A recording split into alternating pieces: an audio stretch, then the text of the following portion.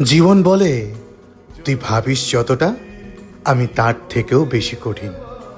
তবু হেরে যাস না, কারণ তোর লড়াইটাই একদিন কারোর প্রেরণা হবে। সবাই বলে সময় সব কিছু ঠিক করে দেয়, কিন্তু কেউ এটা বলে না সেই সময়টুকু পেরোতে কেমন লাগে।